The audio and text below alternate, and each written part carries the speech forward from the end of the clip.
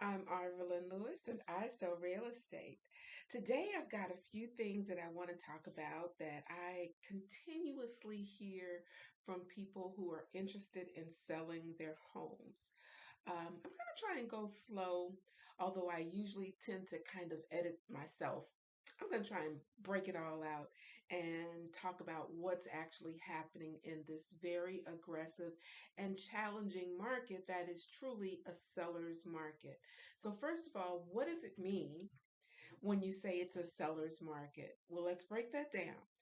A seller's market is when there are more buyers than there are sellers.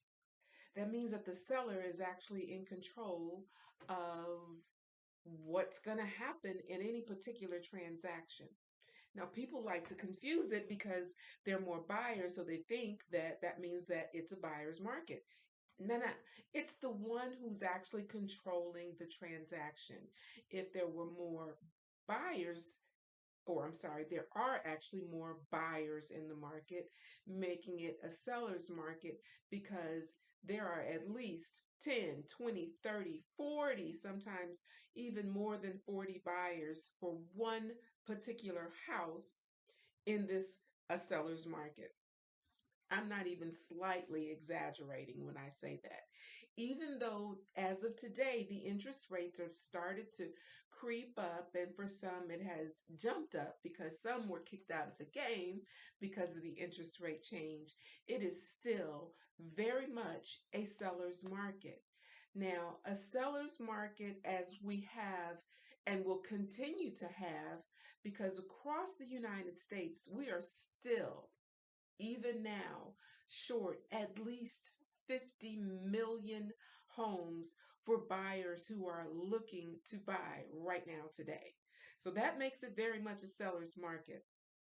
How could this be? Well, people are living longer. People are being born every single day and have been born every single day. So people are living longer and not passing homes to the next family member or selling and going into retirement situations because we're healthier. That let's face it, we're healthier, and so we're just not selling homes like we used to 30 years ago, right? So we're staying in our homes longer and we're not getting into those situations where we're a family that sticks together where there's three generations in one home. Grandma lives here, mom and dad, and then the kids who are considering having kids now. We're not doing that. That's not a comfortable fit for most of us. So grandma and grandpa stay in their home and mom and dad kick the kids out. You go get your own home. So that's why we're short so many homes. And, let's just go out and build some more. Well, there are some cities, Los Angeles, Chicago, New York, those areas are certainly congested, and building more is not as feasible as it might seem. Now, here in Atlanta, the metro area that I live in, we've got trees everywhere. However, just because we can buy some land and knock down some trees, that doesn't necessarily mean that building a new community is actually affordable. So we have a seller's market. We with me right so far? Okay, so it's a seller's market. We have many, many more buyers in the market than we do sellers. And so, if you put your home on the market, then you're going to have multiple offers. Even as the interest rates continue to rise, there are still more buyers looking to buy your home than there are sellers who are putting it out there. Now, in the last few weeks, there has been a little slowing because the interest rate has risen above 5%, whereas 2 years ago there were some things that were being sold for slightly above 1% interest. There were people getting loans just above 1%. That's near free. Unheard of, near free. But that's not the case anymore. However, the urgency and the interest in buying a home peaked for a lot of people, and even for sellers, it's like, well, you can't get a better time to increase as the homes have been just valuizing. That's not a word, but the increase has been, going up like crazy. So if you've been thinking about selling, it's definitely a good time to sell your home and increase to the next level because it's still going to be a great investment. Why? How could it possibly be? I hear you. I hear you. How could it possibly be a great investment when if I go and buy something, the price is double what I'm already paying? Good question. Glad you asked. So, you take the equity out of the home that you're selling and you put it into the next home that you're going to. And with the interest rate still somewhat low, because it's lower than the first house that I bought, and it's definitely lower than where it's going to go over the next few years. Taking the equity from the home that you're selling and putting it into the next one as a down payment helps you to keep the balance, or I'm sorry, the payments somewhere consistent with what you're already paying. So that makes it a great time to go ahead and make a purchase in an upgrade from where you are now. Make sense? Okay. So if you are thinking about selling, whether it's your primary or an investment property, because the values are so great and so high, definitely get in the game, move forward on that. Where will you go? Well, the way that I've been moving people is I help them to find the where they're going to go before they actually put the home on the market. I tell you this, I tell you to get your house ready, have it move-in ready. I come out, take the pictures. We have it ready so that when you find the house, you get on the market as soon as you find the house. Now, I go into greater detail about that and I come through and I show you how to stage your house when I do that. But that's just the strategy that I use to make sure that you can find the best house going forward, because timing is everything. Timing with this is everything. The stress levels when moving. Listen, I understand that a house is probably one of the greatest investments that you make in your entire life. So you've got to time it so that your stress level is minimized. And I take a great interest in making sure that it's not as stressful as it can be because there's a lot that goes into moving your whole home and your whole family. So I put a process together to make sure that that's done successfully. Now, how do you do that when you've got to start talking about the money? Now, I can gauge roughly what your home is going to sell for, just like those don't put it on the market companies. I'm not going to name them, but you know who I'm talking about. There's several different companies that come out, they show you the paperwork. This is what your home will sell for. It looks great to you. But what I tell you about taking those offers is when you actually go on the open market where all the people can take, it only takes 2 days. Listen, it only takes 2 days. For me, anyway, that's what I do because it really can happen in an hour. But I'd give it 2 days so that you have a good 20 people, 20 families. It sounds like a lot, but it's really not. It's probably more. But it's 2 days of it. You go out of the house, you go away for 2 days, and the parade has gone through. I'm giving you the negative words. I know that, but it's a good thing because when you allow the open market to come in through an open house and see everything that's there, you get more offers and you have the opportunity to choose the best one out of the 10, 20, 30, 50 offers that you might get in those 2 days. That's better than taking that one offer from the one company that's giving you a guaranteed offer. It's cash, it's easy, button it up and go. Now, if you followed me, I've told you before that I've had offers that the guaranteed company came in and we sold the house, the very same house, for 100 and some change more than the guaranteed offer. So that's why I would want you to make sure that you use the opportunity to get the most money for your family out of your investment. Because after all, that's why you bought the house in the first place, right? Because it's an investment.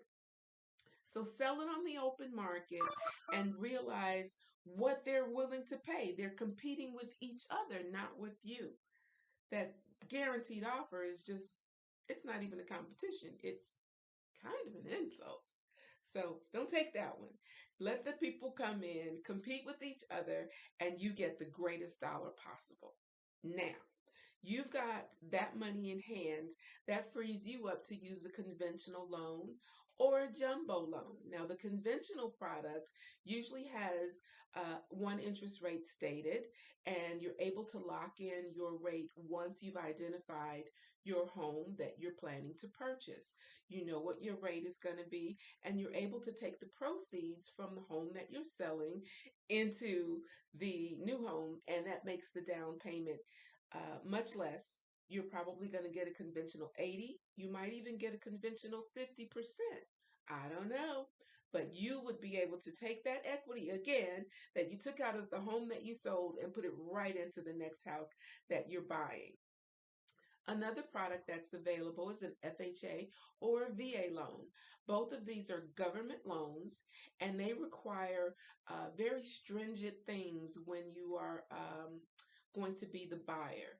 And so it's important to understand these things because as the seller, you want to make sure that you're choosing the best offer and the product that they're using, whether it's a conventional loan or an FHA loan or VA loan. And then there's this other thing that you may have heard about. They're the cash conversion products. There's several of them out there. But what they do is allow you to take your conventional letter or your FHA letter, whatever kind of product that you've already been approved for, and you say, hey, listen, company, whatever company it is, I've got this loan that I've got in my hands. Can you give me cash for it instead? And they do. Isn't that cool? They do. You can take that and then just say, here's my cash offer, Mr. and Mrs. Seller.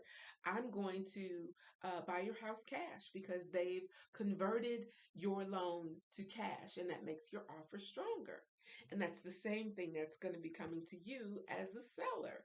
So there's different kinds of loan products that you can choose from. And if you take the first one, especially from that company that offered you a guaranteed offer, you don't get to see all that stuff. So that's important for you, right? You want to get the best money possible.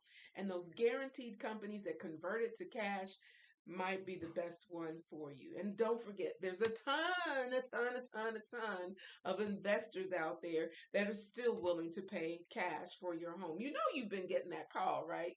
They're out there. They'll still come to me. So don't sell your house to them either. They're telling you you don't have to fix anything. I'm going to tell you the same thing.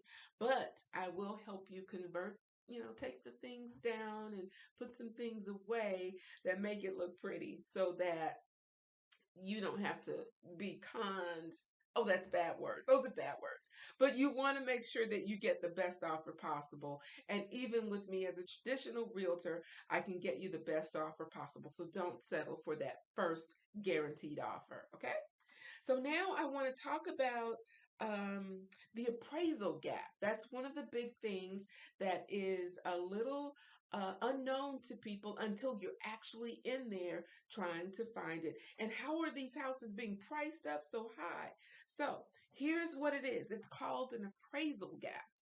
What that means is when your house is under contract to sell, or if you're going to buy, your bank will cause the appraiser to go out and determine the value.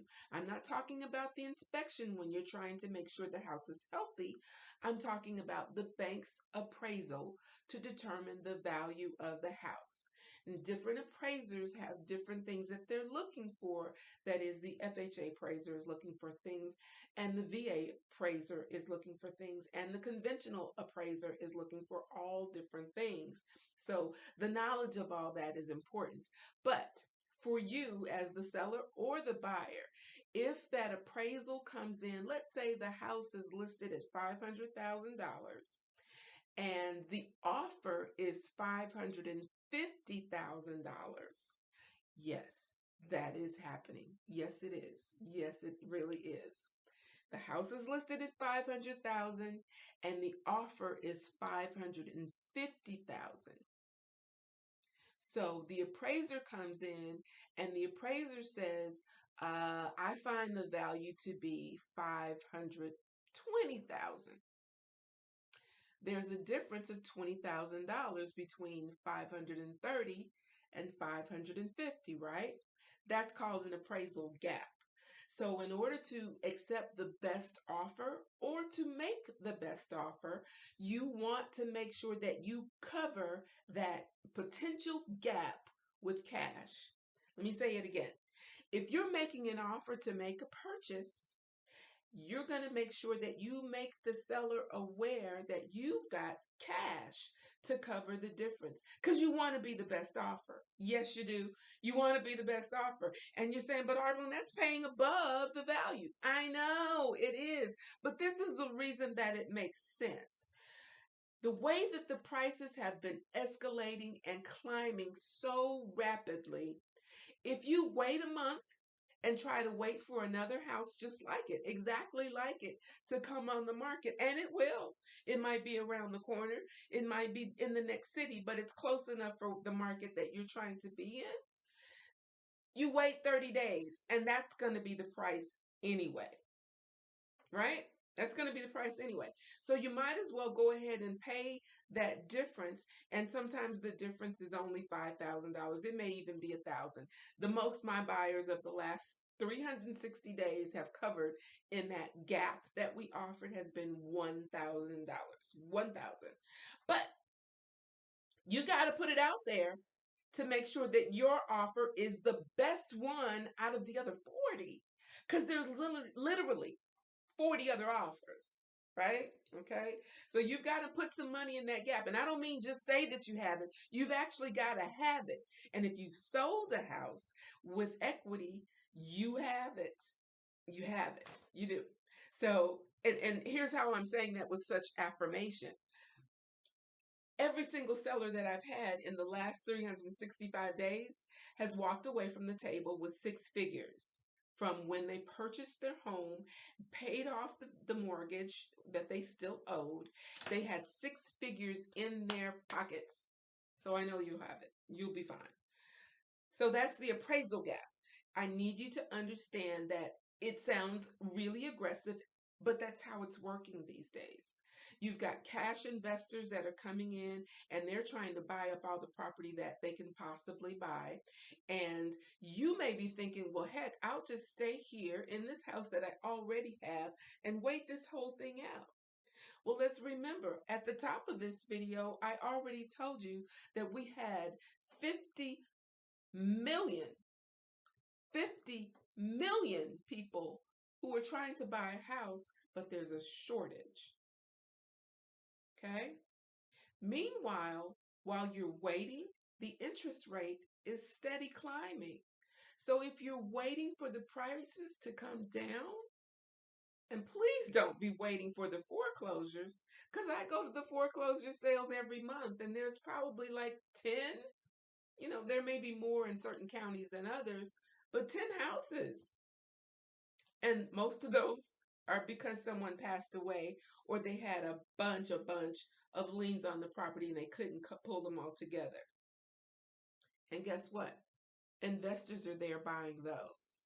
Okay? So there's not going to be a whole lot of foreclosures in this season because we're not using the adjustable rate loans over the last 20 years. Because, well, not 20, but yeah, well, it's almost 20 years now. We're not using those because we learned back in 2007 that that wasn't a good product. And we're not using the interest only rates loans either because we learned that that wasn't a good product. So if everyone in the last 15 years has been using a straight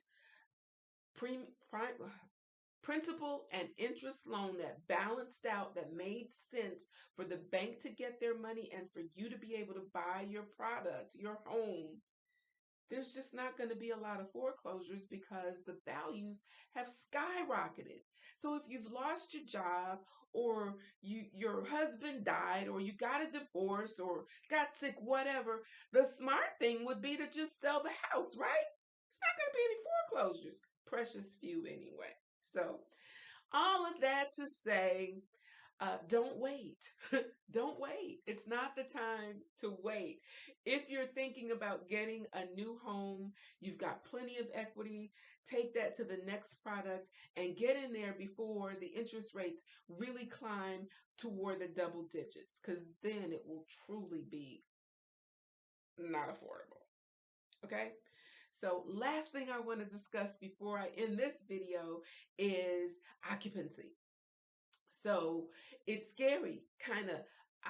I'm selling my house and moving at the same time. I don't know how to do that. Well, this is what you want to do. You want to make sure that when you sell your house, you close on the one that you're selling before you close on the one that you're buying, and you put in your agreement with the person that's buying from you.